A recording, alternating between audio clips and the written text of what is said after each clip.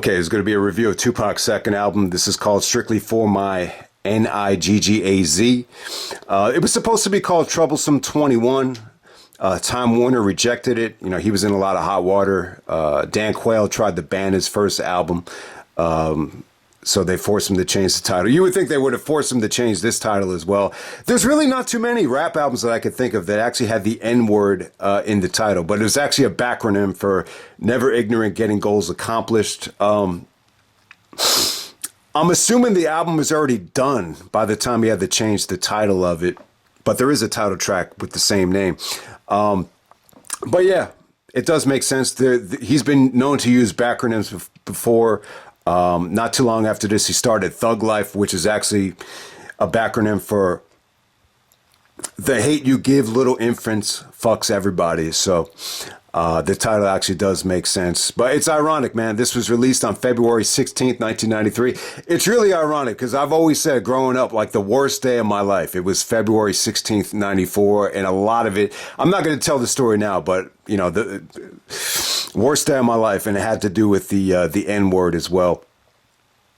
But that's a story for another day. But hey, man, this is a great album. I feel like it's Tupac's breakout release. This was a lot of people's introduction to Tupac. You know, he had the two big singles out, Keep Your Head Up and I Get Around. It's probably his most fun album. I still feel like the highs from this album, you know, are still like some of his biggest highs that have never been topped. But at the same time, it's kind of like, well, why doesn't this album get brought up in terms of being the best album of 1993 and, you know, one of the best albums of the 90s? It's very inconsistent, though. I think, yeah, you had some amazing moments on here. A lot of people are a little bit baffled at the structuring with the interludes. I think my biggest gripe with the album is just the mixing of it, the engineering. There's certain tracks where I feel like his voice could have been presented better. Some of the production is a little bit sporadic. And I just think that the mastering and the engineering just could have been a little bit better on some of the tracks in the middle of the album. But still, it's probably his most rebellious album. Probably his most underground sounding album. Like when you look at Tupacalypse now, it's a little bit bland compared to this in terms of the production. It's a little bit more political, conscious. This is just, you know, a middle finger to the police, middle finger to the government and Dan Quayle.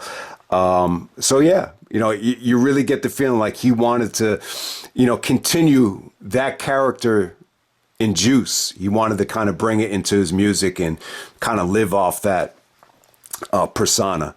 And you almost get the feeling like he was a little bit embarrassed that the Poetic Justice character was a little bit more watered down than Bishop and Juice. So, but hey, man, let's get right down to it.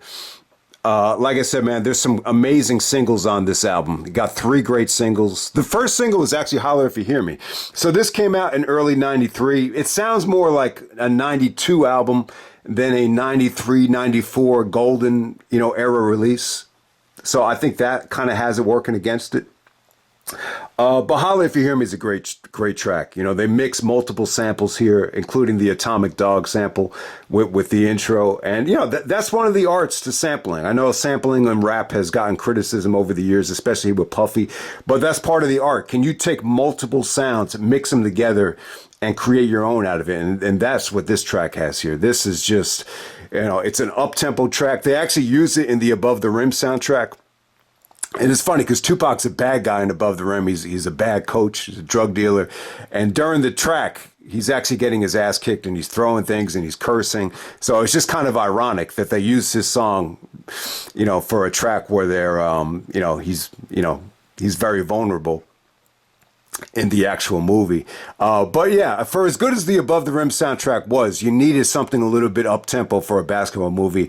And this works really, really well in a basketball collage. But yeah, the track is actually about, you know, retaliating against the police. You know, it's basically, you know, retribution for the Rodney King incident. You know, it's basically a continuation of the LA riots, basically, you know, giving disses to Dan Quayle and the, you know, corrupt police. You know, it's as simple as that. And when you see the name Holler If You Hear Me, you think of Scott Steiner. But no, this has very, very, you rebellious political undertones here, and holler if you hear me. So there you go with that. All right, so some of the interludes, man, I actually like the structure of the interludes. I think they're necessary. Some people might argue that it kind of fucked up the flow of the album. They're a little bit just kind of they hit you out of nowhere and they disrupt the flow of the album. I would totally disagree with that. I think you needed the interludes to go in the beginning. You need to explain the story of Dan Quayle. They mixed this beautifully here. It's almost like a conversation between Tupac and Dan Quayle. So with on Tupac's first album, Tupacalypse Now, there's a song called Soldier Story. And someone in Texas actually killed a state trooper. And they found Tupacalypse Now in his car. And it was actually the song Soldier Story, where Tupac actually talks about retaliating against a crooked cop and actually killing a cop that was actually crooked.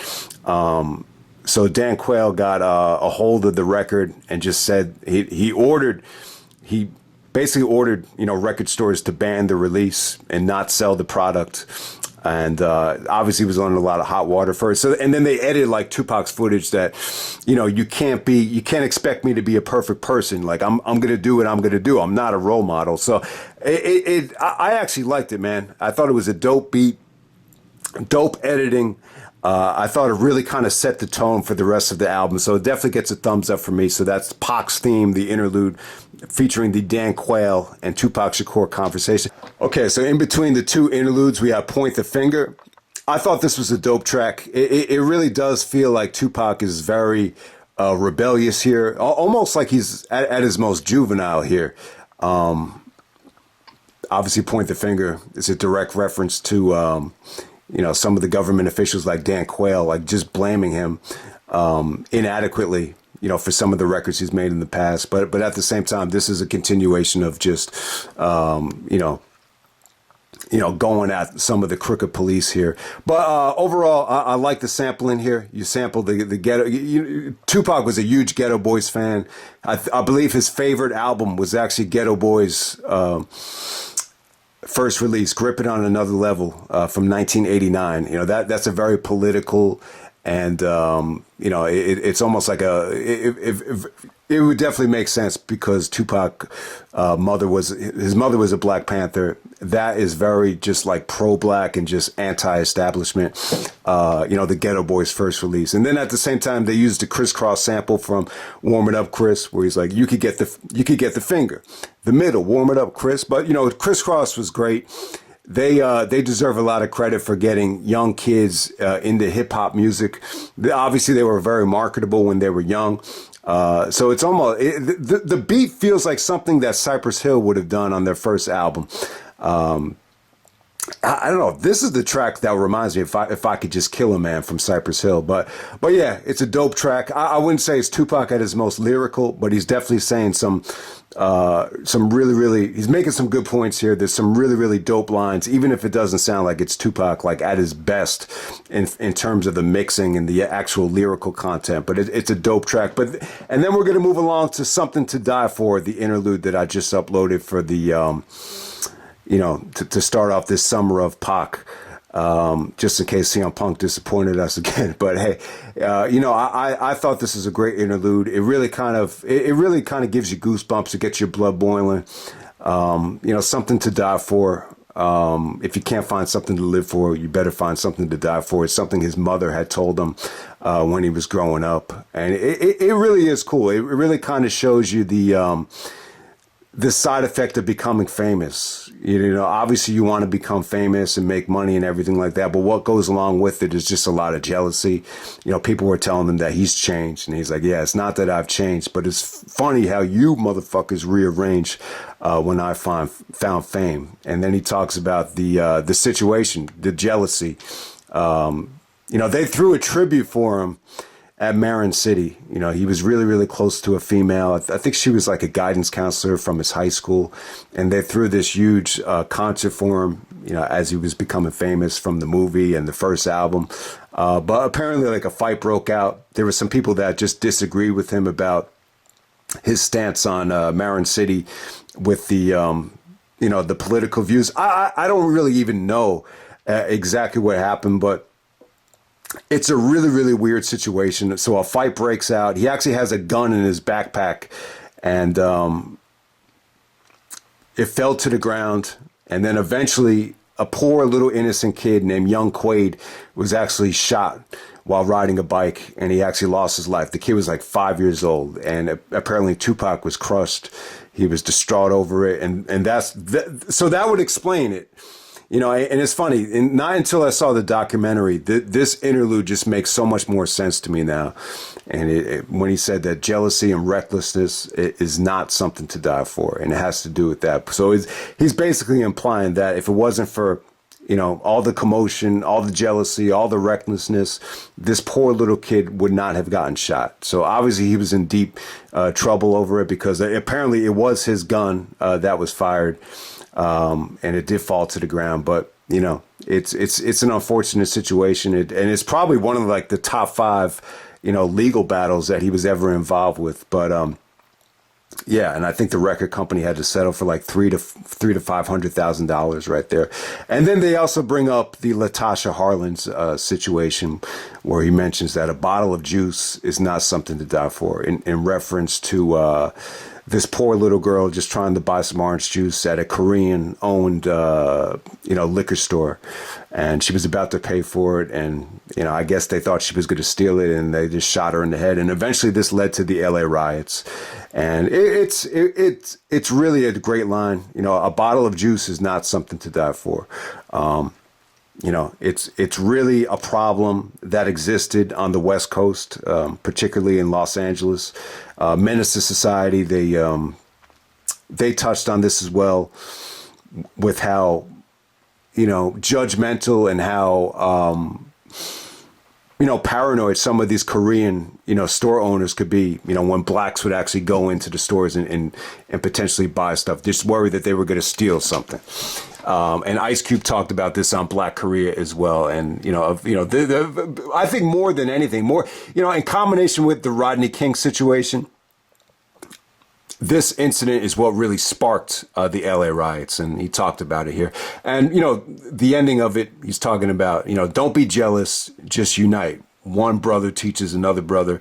Just teach each other. Instead of being jealous and reckless, band together, and that's how you could overcome police brutality and all this hate that's in our country. I think that was the message more than anything. It's a powerful interlude.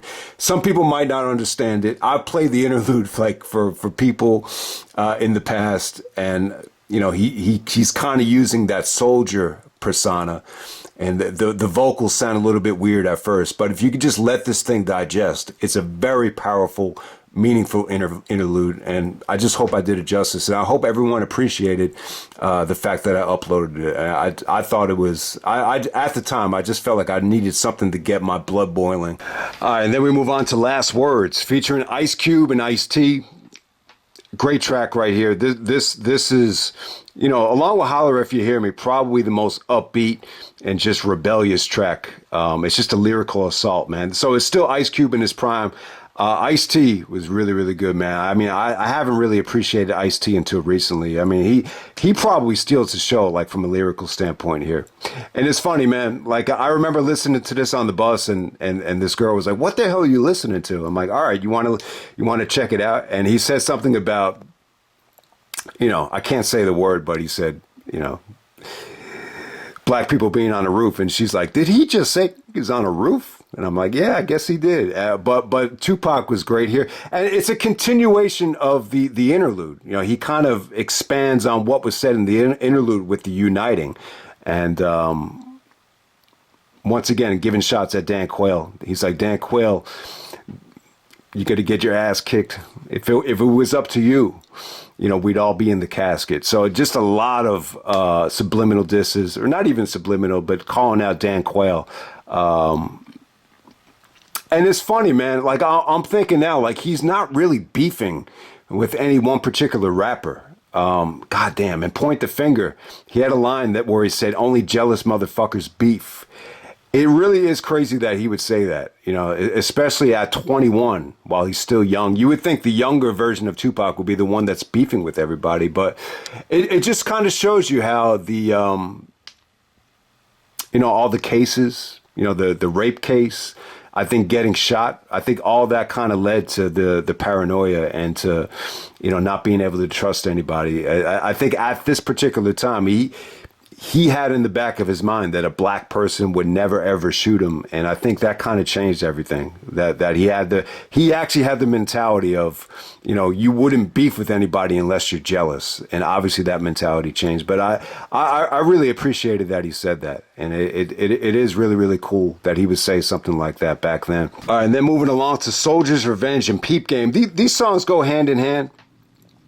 I really thought the Soldier's Revenge track was dope. You saw him bring out this alter ego, this soldier ego. And Biggie kind of did the same thing with Gimme the Loot. He had this different kind of flow. The soldier voice is very, very deep, and he was able to showcase it here. But yeah, kind of more of the same, going at Dan Quayle, very juvenile, very rebellious, just very, very much going into the depth where if you mess with me, I have the right to bear arms, that type of thing. So Soldier's Revenge and Peep Game, really, really dope tracks there. I believe Soldier's Revenge is the track where they actually used the James Brown sample from Payback. I never really appreciated it until I looked it up. But yeah, that's actually a big Payback sample, and it worked really, really well. So Peep Game is another dope joint as well. I think these are underrated tracks right here. These tracks never get mentioned when you're talking about Tupac's best songs. All right, next up we're going to move along to Struggling. Struggling is a track that is probably the hardest track here. So Stretch from the Live Squad, he's all over the album in terms of the production, and he's on several tracks as well. So he starts off with the first verse here. And yeah, man, this dude has the type of voice that just has no mainstream appeal. It almost kind of reminds me of Freddie Fox, or this dude is just so hard that, he would almost like scare, girls if you use this track as like your wedding, to use it like at a wedding. So it's a hard track. This is just Tupac at his most, boisterous, just trying to, blend in here, just trying to sound hard. It's a hard track, but I would just say it's not for everybody. Yeah, Complex actually had this as one of Tupac's top 100 tracks. Not too many tracks from this album made that list, but this was one of them. I would just say it's a hard-ass track. This was during the days where Stretch and Tupac were at their closest. He eventually was in Thug Life, the group, but eventually they had a falling out. There was definitely some miscommunication there. I think he was just, paranoid that he was in on the ambush. So Many Tears was dedicated to Stretch's brother Kato, but obviously they had a falling out. And I think part of the Biggie situation had to do with Stretch too, because Biggie was under the impression that Stretch had nothing to do with it, and Tupac thought otherwise. I don't know if the rape case or something was going on that led to the Quad Studios ambush, but who knows? Who really knows what happened there? And then we're going to move along to Guess Who's Back. I really feel like Guess Who's Back, it might be the weakest track on the album. So it's almost like the same beat that RZA gave Method Man for METHOD Man from the first Wu-Tang album, where Method Man became a legend. He had 3 verses on there. They were like, he showed charisma, and a combination of charisma and fucking lyrical ability that, you could argue has never been matched before. And, Method Man really separated himself at that time from the rest of the Wu-Tang guys. Like, he was going to be the first guy to drop. But, this beat right here, I think Tupac sounds okay over it. I just feel like the mastering, the engineering, the vocals, I think everything could have been mixed a little bit better here. It sounds like something that was just recorded in early '92. But hey, it's still pretty dope. I just wouldn't. You would never put this on like when you're trying to go to a Tupac track that's really trying to pump you up. All right, next up we have Representing 93. I feel like this is his most underrated track. This track never comes up when you're talking about some of his best songs. The opening verse, he just sounds just so, fed up, just with, I don't know who he's going at here, but he's just like, he's just like, man, you come at me the wrong way, you're gonna get a slug, knocked upside your head. So the first verse is really dope. I thought it really set the tone, and then the second verse, he's just shouting out, rappers all over the world here, and it's funny, man. Like before he started dissing rappers, I don't know if any other rapper had really, shown love to. He just showed love to everybody here. He shouted out Naughty by Nature. Obviously, him and Tretch grew up, together as roadies. Shouted out Redman. So many different rappers all over the East Coast. White rappers like House of Pain. To prove that, obviously this album is probably is a little bit more racial in terms of the white cops and, the white supremacy. But at the same time, he still shouted out, House of Pain, just to let everybody know, if like he's not racist. Like if people are white and they're, and they represent the culture well, he's behind them. So he shouted out Cypress Hill. They're actually Puerto Rican rappers. So he shouted out everybody, all races from all over the nation, East Coast, West Coast. It's funny. The only rappers he didn't really shout out were like Dr. Dre and Snoop and Death Row. So this is early, man. This is even before, Death Row took off. Death Row didn't start getting like a lot of mainstream publicity until I would say like the spring of '93. And then when we're going to move along to Keep Your Head Up. Keep Your Head Up is probably his most powerful song, where he's just talking about women that have just been left to be single mothers and have had to struggle just coming up as single parents. So, and then he talks about poverty as well. He's talking about poverty. He's talking about, crack babies. He's talking about how we ain't meant to survive because it's a setup. So there's a lot of, even without just talking about women here, there's a lot of, poetry and a lot of lines just talking about, the system and, just everything. So, yeah, Keep Your Head Up. It's a very uplifting track, and it just shows his love and appreciation for women as being raised by a single mother. Since we all came from a woman, why do we hate our women? Why do we rape our women? So, why would someone that would go out of their way to write a song like this ever end up getting charged for rape? It just doesn't make any sense. But when you put yourself in, a situation like that, you just can't trust everybody. You can't fall asleep and have a whole bunch of guys. You have the weed guy, you have all these different guys just hanging around. You can't trust everybody. So I think that's the moral to the story. But it's a great song. I love the sample. I love the beat. It really is an amazing track. It's very poetic, and I think it's definitely what separates Tupac too, because when you look at some of the most lyrical rappers like a Rakim or a Big L, like that's the challenge that they should have been faced with. Like, can you do a track like this and have it not come off corny and have it not come off like you're trying to be too preachy, and that's what makes his legacy so unique. And then we have the title track. It's called Strictly for My You Know What. The track is dark. He uses that same sample that Biggie used from the realms of Junior Mafia. And it's funny. I just think it shows the versatility. It shows the mood structure. Biggie was great at this too with Life After Death. Every track, it just had a different mood. And this probably has the biggest difference in moods from Keep Your Head Up to the title track right here. It just has a dark feeling. He's like, Mr. Fucker Cop is back and I still don't give a fuck. So once again, going at the police here, going at the crooked police that trying to bring him down. And he's also going at a lot of people in the community too that have told him to get a real job. Rapping doesn't pay the bills. And, the people that have been acting like he's been living in a fantasy world thinking he's going to become, the next successful rapper. But he basically he's just sending great messages here that, the only thing you can do is just do your best and just live with the results. And the track right here, it's really just designed for, that's why it's called Strictly for My You Know What. It's for people that understand my story. So The Streets of Death Row is a phenomenal track. I believe this was actually recorded after he was forced to change the title of it, and it was delayed a little bit. It sounds fresh. His delivery sounds great here. I love the sampling here. I love the sound effects from the gun, where he's talking about being paranoid and drinking Hennessy. Talks about being raised by a single mother, and he was felt like he had to, stay in the streets and ingratiate himself with his friends just to kind of, find his own identity. And then by the end of the track, he's talking about the streets of death row. The streets are what they are. He's sending messages to Bush saying he's kind of fed up with just the way things are. So it's a great track.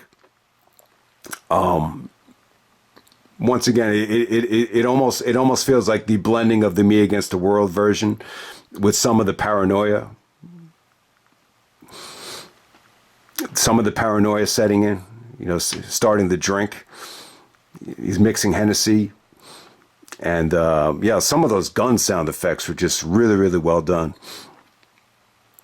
Talking about being crazy, but this is the life you gave me. So it's an amazing track. I would definitely say representing 93 and this track right here, Streets of Death Row, they got to be like the two of the more underrated Tupac songs. And then we move along to I Get Around. I think I Get Around is amazing. It's so much fun. Someone compared it to Will Smith's Summertime. I could definitely see the comparison. What I love about it is it's really an example of him just doing a mainstream single without sounding corny and without sounding forced. It's just fun as hell, man. This is a song I could put on at a party. I almost want to just have a party just so I could bump this song. And it's just about being promiscuous and just having fun. And at the same time, he's still saying some really, really, important things here, where, sometimes a groupie will, tell a lie, and the guy will end up going to jail while he's innocent. So even though he's talking about, he's in the video, he's in the bubble bath, and he has all these women caressing him, he's still saying some really, really important things here. I thought the Digital Underground appearance was really, really dope. It's amazing that he starts his career off with Digital Underground, and eventually he would actually have them on a track, and the song was obviously this would become bigger than any Digital Underground song. But yeah, the song is really, really fun, and I don't know, man. I just think his delivery here, his attitude towards the track. He even says stronger than ever. He's never sounded better, like, in my opinion. Like, he really just took the opportunity and just ran with it. And he was just saying, like, he just said, fuck it. Like, I'm not going to be labeled a sellout here. This is going to sound stronger than ever. And he's still saying some really, really good things as well. And it shows his versatility, that he's not just, this political rapper that can talk about the Black Panther movement. This is him just breaking out. This is the same kind of mainstream appeal that Biggie had, where you can, you could have women, dancing in the videos and giving you a bubble bath, and you could still come off like you're, authentic and as legit as anybody in the game. So it's that was the biggest challenge I think Tupac was ever faced with, was can you release, a track like this and still, still maintain that level of respect. And he did it, like, no doubt about it. Our Papa's song, it's a rough try. This is a song I do not like going back to. It's because of how much I can relate to it. I can relate to the song so much that it's scary. Obviously it's about, a father trying to ingratiate himself back into his son's life. But the fact is the mother has moved on without him. And I think the end of the song, he actually uses the soldier voice as his father. And you get to hear the father's perspective at the end of the track. That's something I never really dug that deep into. But throughout the whole song, Pac is like, now that I'm older, just stay the fuck away from me. So it's a really dope song right here. It's a good concept. I think he put a feature on this song because I think the feature, they were able to tell the track with someone that actually knew their father. The problem is Tupac had never known his real father before. So I think that's why the feature really helped, because you could show the point of view of someone that actually had the father in their life and tried to get back into it. But I don't know, man. The line about seeing a different a different male figure every weekend, and then the mother just moving on to a different, a different male every weekend. It really struck a nerve with me, and that's one of the things that just sucks about being, growing up with a divorced parents. I don't know. I think everybody's different. Everybody takes it different ways, but I have always hated, having to deal with, a stepmother. I've never had a stepfather, but obviously there's been times where, you'd have to deal with, a different male. I don't know. I think one of the challenges is, can you accept them? You want to accept them. You don't want to be a coach killer, but like in my personal opinion, I've just really had a tough time being accepting of it. It always kind of just made me feel like a failure, to be completely honest with you. But hey, man, that's one of the challenges of life,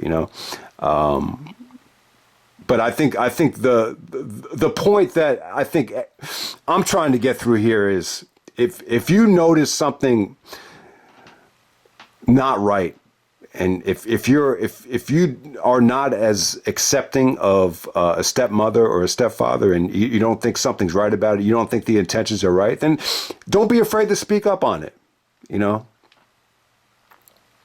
Do not be afraid to speak up on it. If you think someone is wrong, if you think the intentions are evil and the intentions are not genuine, then let it be known. Don't just say, all right, fuck it, I guess I just have to accept this person.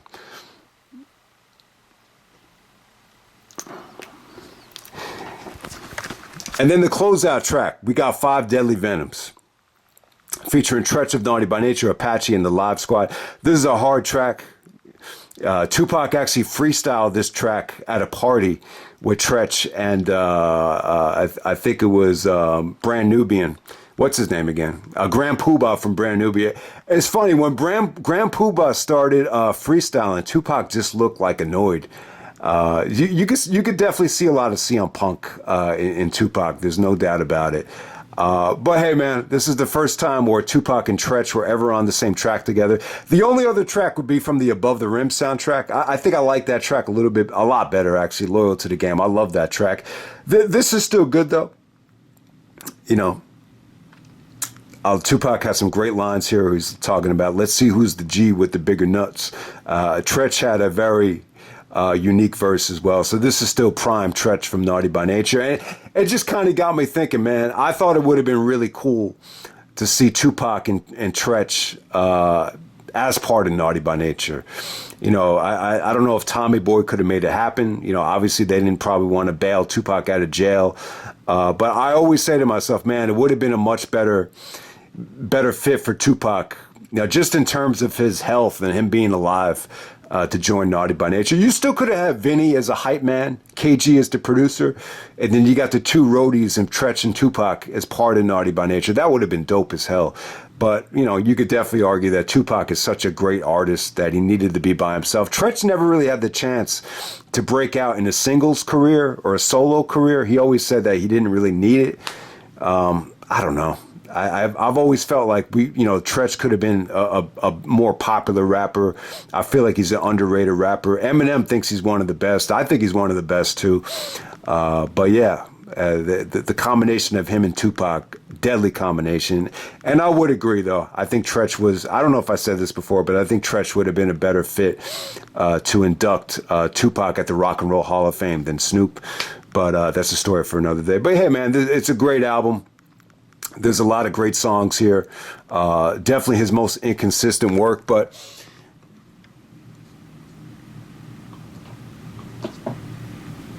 the highs are pretty fucking high, though. That's the bottom line.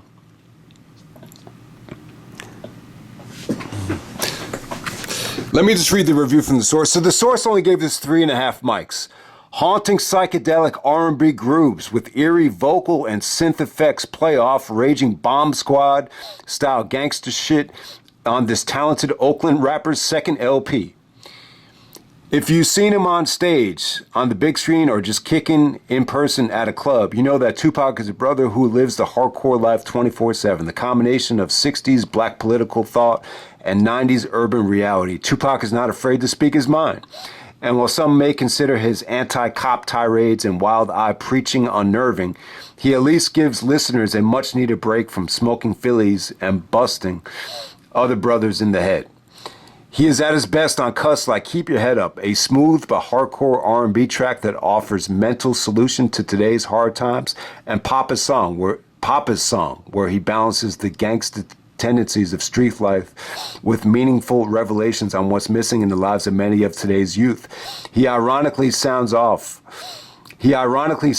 his enemy Dan Quayle, who he often disses when he says things I wouldn't, and then the review cuts off there. But yeah, 3.5 mics in the source. Yeah, I think the source really underrated it. I think it's really closer to 4.5 than 3.5, but I would definitely get why.